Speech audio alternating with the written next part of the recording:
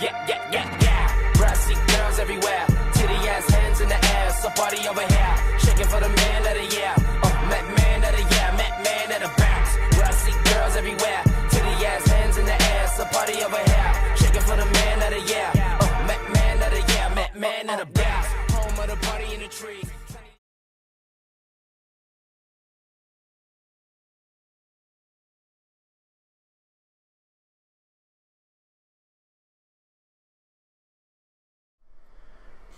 Alright guys, so this is the first episode of the new series I'm starting about The Walking Dead and everything. There's not going to be any COD gameplay like you usually see. It's just going to be my webcam and me. Basically what I'm going to be talking about is from the previous episode actually, and yeah, I said I was going to start from the premiere to now, but I just realized that I have an orchestra concert today. It is 4:30, I have to be there at 5:45, and I don't know if you can tell, but my suit is right there, so I can't really... Like, you can just tell I'm just trying to rush this real quick. But I really wanted to start this today, not tomorrow, because I told you guys I was going to start it today. So I'm definitely going to start it today. So we're going to start it off with the episode from yesterday. It was called Sing Me a Song, I believe. And if you don't get that reference, if you read the comics, which I don't really read the comics that much, but I know Jacob does for sure. That's why I want to get him on here, because he knows a lot more. And he read the comics, and he just knows a lot more than me. And he talks about it a lot too. Like he gets really hyped about things. And the good thing about having him as a friend, he tells me things that I don't know and not a lot of people know. So I get the good stuff early. Yep. So as usual, at the beginning they're just scavenging for stuff or supplies and stuff, because they had to give half their stuff to Negan.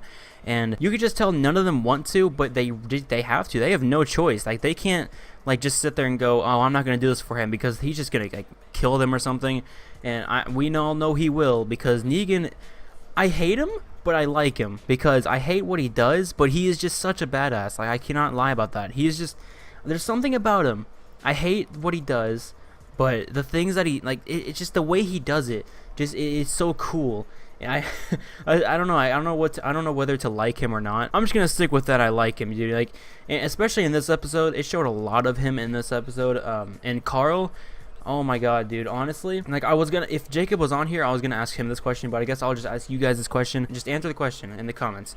So my question would be, how much of the story would have changed if Carl would have either stayed with Jesus or never have gone on the truck? Never have gone to try to get to Negan and try and kill him. We can all know he's not going to kill him. There's no possible way. Well, he actually, you know what? No, he could have done it when he was sitting at the back of the truck when they caught him after he killed that first guy. He could have very well killed him, but he didn't. And, that's obviously the story writers' whole thing. They don't want him dead or anything like that. But if you think about it logically, he could have killed him straight on right there. That could have just ended it all. But, then he would have died too. Yeah, that would have happened. But I really like how this story is going. But, there's so much that happened that could have changed the entire thing. For example, if they would have never gone to the Savior's Outpost and killed all of those people, they wouldn't be in this position. And if... this is the big one that everybody's been talking about. If Daryl would have never have jumped up and hit him or punched Negan, it would have just been Abraham. It would have just been Abraham that died. But no, Daryl had to punch him, and that somehow caused Glenn to die. I don't know how, because Glenn was a really good character, like day one character right there. He was from the beginning, and I don't know why they would kill him, to be honest, because Daryl was the one that punched him, and I don't know. It's crazy to think about that if Daryl would have never done that, Glenn would still be alive. Maggie would have never been this whole super depressed and stressed person in the show, and it would have just been Abraham. But yeah, that all sucks and stuff. But back to the part where Negan and Carl, when they caught Carl, honestly, I think Carl is pretty stupid. He's pretty smart. He's smart and all, but he's pretty stupid at the same time. Because if you think about it, he's what in the show, he's 15, 16, about that age. He's about my age, basically. I would never have the guts to go alone and try to fight out not only the leader, but I'd say 50 to 100 people that are protecting him.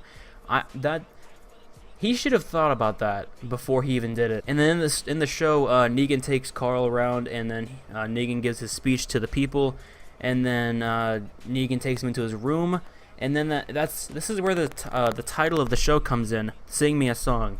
Negan wanted in return for Carl, because Carl killed 2 people, I believe.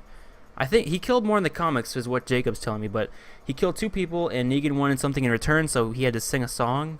I don't know how that... It's really weird to think about, you know? You killed 2 of my people. Sing me a song. Like, what?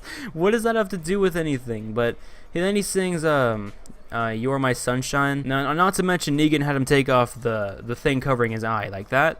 The makeup on that was amazing. I can't get my mind off that. Like the makeup they did for Carl's eye, blown out eye, that is amazing makeup, and I really think they did a good job on that. So yeah, for the next episodes, we are gonna see Carl with no bandage. It's just gonna be his hole in his eye, and you know, Negan mentioned that his hair was in the way. Now I'm just curious. Do you think that they're gonna make him cut his hair?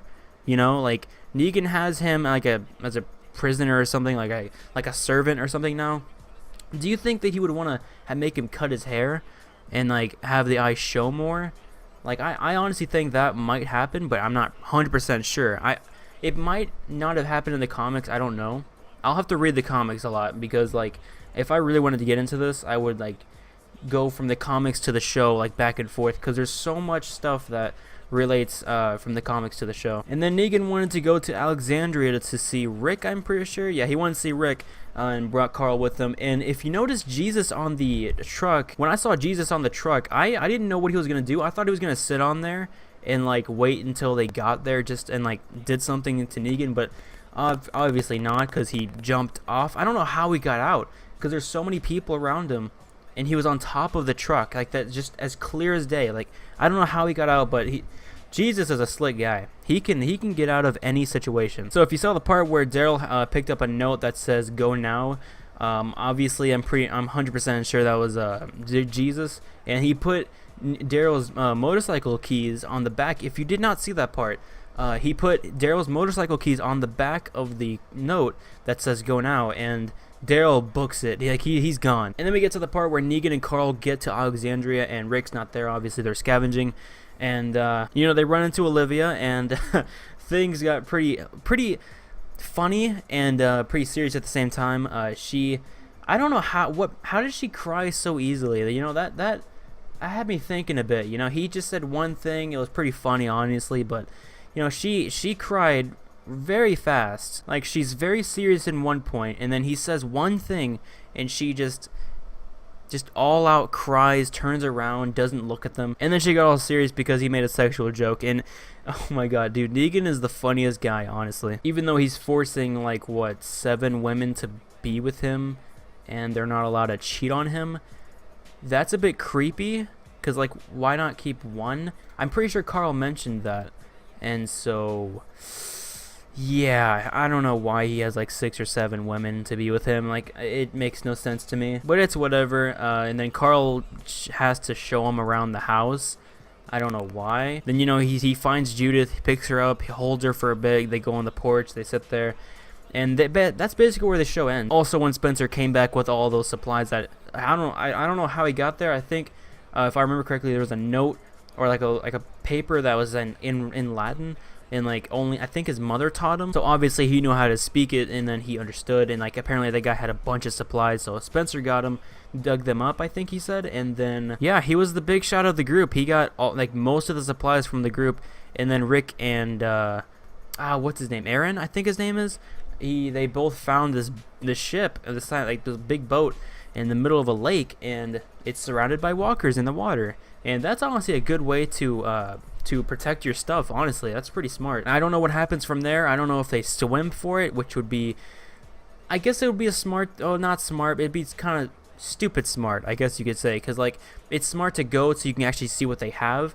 and plus the walkers, I don't think they know how to swim. I don't know how they would know how to swim, but you know, it's also stupid because you don't know what'll be under the water, because you know, the walkers don't die unless you just shoot them in the head, or cut their head off and stuff like that. Like, they don't die, so like there could be some under the water, and they could like just grab you and stuff. It's like you don't know what's gonna happen, so it's pretty dangerous at the same time. So yeah, the whole episode ends from there. Honestly, I loved that episode so much. There was a trailer for the next episode as well at the end of the show, and on The Talking Dead, I'm pretty sure they showed that. I didn't watch it, but I know they showed it.